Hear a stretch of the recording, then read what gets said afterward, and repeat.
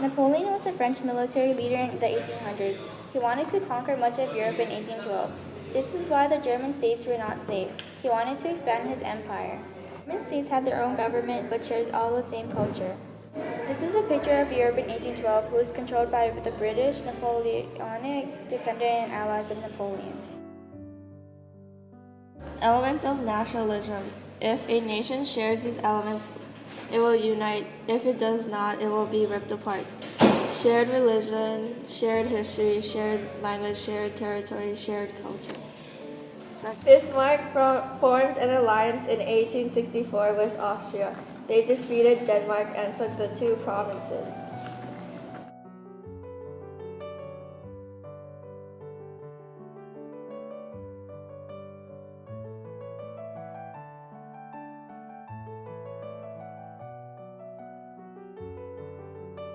After the war, Prussia and Austria fought over Denmark's land. France, the Prussian victory over Austria angered Napoleon. Bismarck battled the Catholics because they made up about a third of the German population. He calls the cultural camp, which means battle for civilization, which lasted from 1871 to 1878. Bismarck feared that socialists would undermine the loyalty of German workers and turn them toward revolution. There were three main people who led to the unification of Italy. It all started with Camillo Cavour. He was the Bismarck of Italy who believed in real politics. He wanted to unify the whole nation of state to form Italy. He also wanted to drive out all of the foreigners out to strengthen Italy. He strengthened the military and the industry. His primary goal was to end Austrian power in Italy and annex the provinces because Austria was the greatest barrier to Italy's unification. He worked with Napoleon to annex Austria's land, and Austria was quickly defeated in Italy and 6 Austrian states were annexed. Also, Mazzini founded Young Italy, whose goal was to constitute Italy as one free, independent Republican nation. Mazzini and Garibaldi had the same vision. That's why when Cavour offered aid to Garibaldi to annex land in southern Italy, he did not hesitate to accept. Garibaldi recruited 1,000 red-shirted volunteers to take down to the Kingdom of Two Sicilies. Cavour provided them with 2 ships and many weapons. Cavour feared that Garibaldi would set up his own republic down in southern Italy because he held so much success. So he sent down Sardinian troops to deal with Garibaldi. Garibaldi gave over the land to Victor Emmanuel. Shortly later, Victor Emmanuel was crowned King of Italy. There are 2 areas on which still remain out of Italian nation, Rome and Venetia. Later, others completed his dream of unifying Italy as one after Cavour died. Later, Italy formed an alliance with Prussia and won. Then Italy was united. So there's this dude, Francis Joseph, who was 18 years old. He inherited the Habsburg Empire. And so Francis Joseph was against Prussia in 1866, and he was defeated pretty bad. So then he was looking for strength.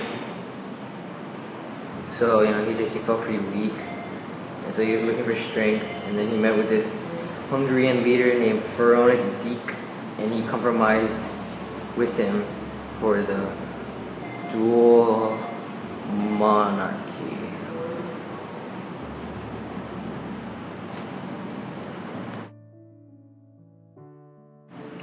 So this is a little recap of dual monarchy. Dual monarchy, or like an example of Austria and Hungary, they're different states with different parliaments and a different constitution, but also with the same leader and the same defense and the same foreign affairs and the same finance. Community card. So some Slavic groups didn't really like this kind of government, dual monarchy, especially the Chechiks in Bohemia, so they caused political and social problems.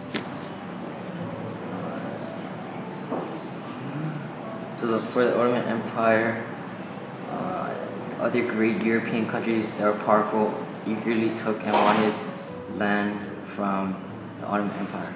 So like Russia wanted countries around the Black Sea. Austria and Hungary took provinces of Bosnia and Herzegovina, and France wanted. Ottoman Empire had a lot of fights or wars which people, like, they fought with Russia, and they also fought with Austria.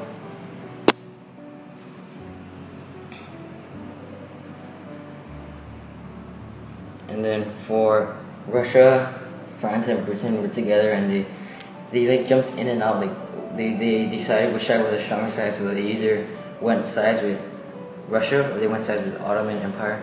And then for Austria, Germany came in. And they decided which side to pick. Different sides. So the Ottoman Empire had many wars. And all this war and fighting with the Ottoman Empire leaded to World War I. The end.